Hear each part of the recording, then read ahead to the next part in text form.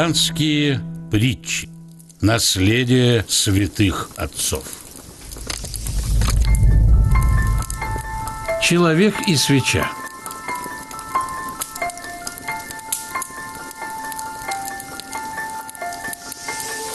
Зашел человек в храм,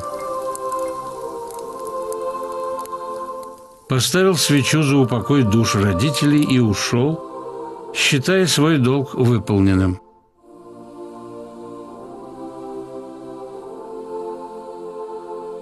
А свеча осталась гореть.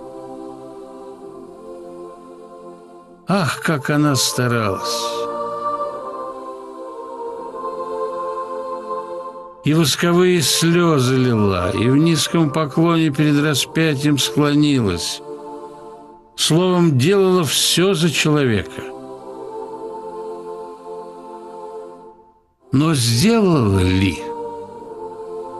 О том знает один только Бог.